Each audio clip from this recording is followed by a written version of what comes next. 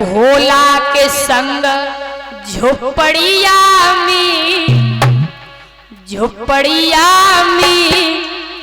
दीदी डरपति होएगी अंधेरिया में दीदी।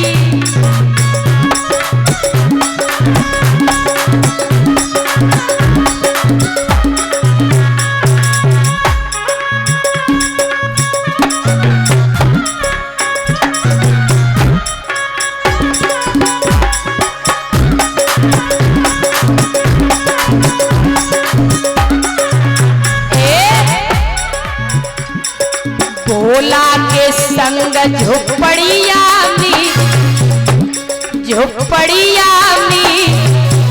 दीदी डरपति होएगी अंधेरिया में दीदी।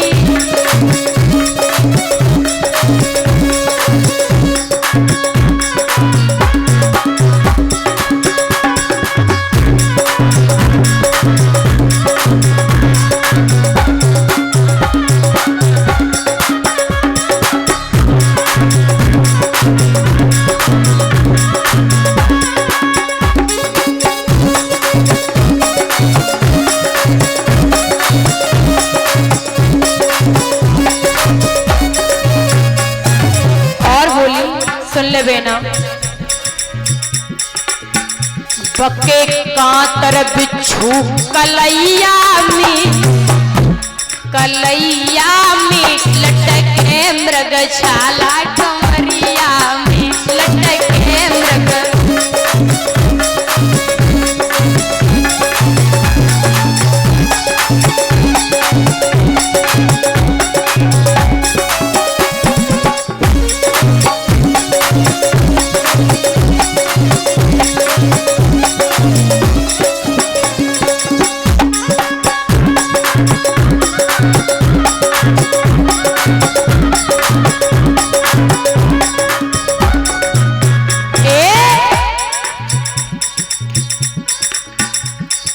भोला के संग झोपड़िया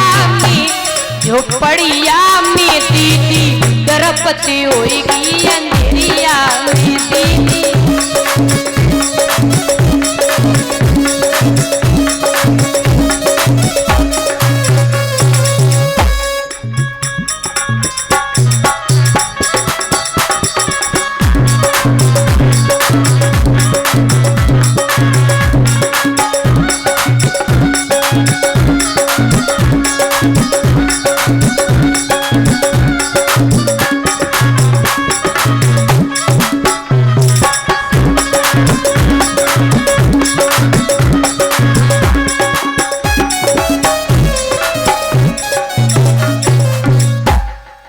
महाराज सखियों ने जवाब दिया, दीदी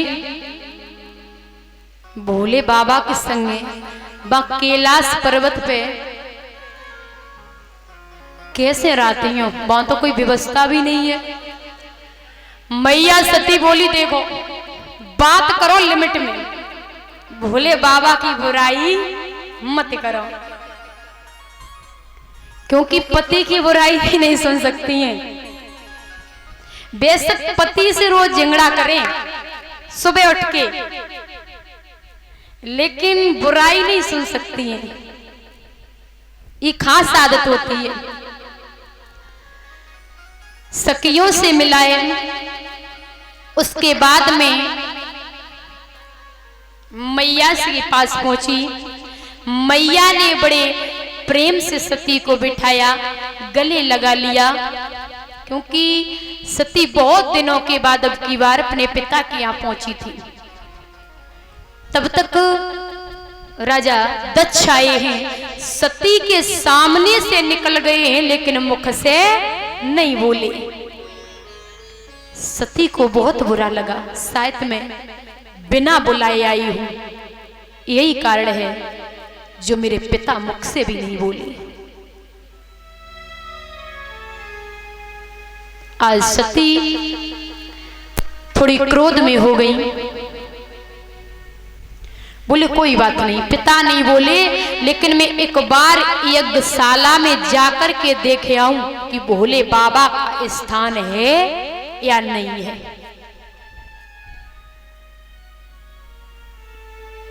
मैया सती पहुंची है। यज्ञशाला में सबका स्थान है, जितने भी देवता है ना सबका स्थान है, लेकिन भोले बाबा का कोई स्थान नहीं है। मैया ने कहा कि मैं सब कुछ बर्दाश्त कर सकती हूँ, लेकिन अब बर्दाश्त नहीं कर सकती हूँ, मैं पति का अपमान बिल्कुल बर्दाश्त नहीं कर सकती हूँ। मैया चारों तरफ घूमी है, जहां यज्ञ हो रही थी ना, यज्ञशाला बना था।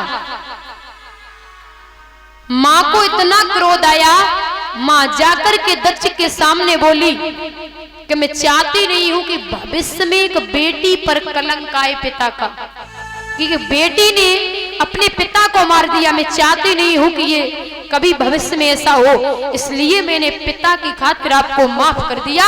अगर और कोई भी होता ना तो मैं अपमान बिल्कुल सहन नहीं करती, उसे भस्म कर देती। और सती ने इतना कहकर के दादा अपने शरीर को त्याग दिया। लोग तो ये भी कहते हैं ना कि मैया सती कुंड में कूद गई थी उस हवन यज्ञ में, लेकिन ये गलत है, कूदी नहीं थी। उन्हें इतना क्रोध आया था कि क्रोध से उन्होंने अपना शरीर जला लिया था। शरीर जल के राख हुआ। शरीर के 51 टुकड़े हुए थे। जो 51 टुकड़े हैं ना, वो पवित्र स्थान है, तीर्थ, वहां जाकर के गिरे। जैसे अमरनाथ, वैष्णो देवी, जितने ये मंदिर है ना पवित्र स्थान है, वहां जाकर के एक एक टुकड़ा गिरा है तो वहां पवित्र स्थान बन गए। ये वही पवित्र स्थान है। इस प्रकार से मैया सती ने अपना शरीर त्याग दिया है।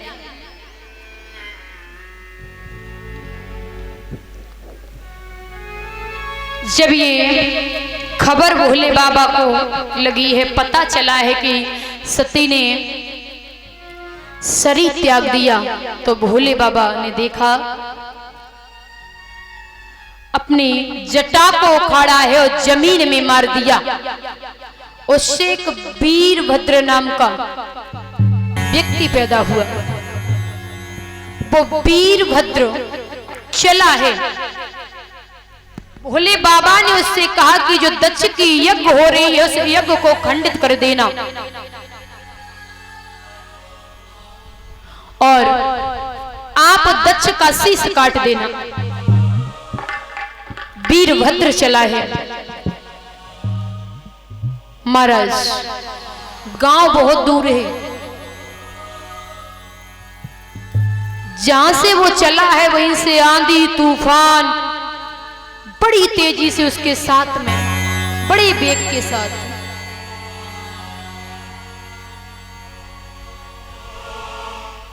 जब यज्ञशाला में पहुंचा है तो यज्ञ को खंडित किया और जिन्होंने भोले बाबा की बुराई की थी ना, उनको भी नहीं छोड़ा।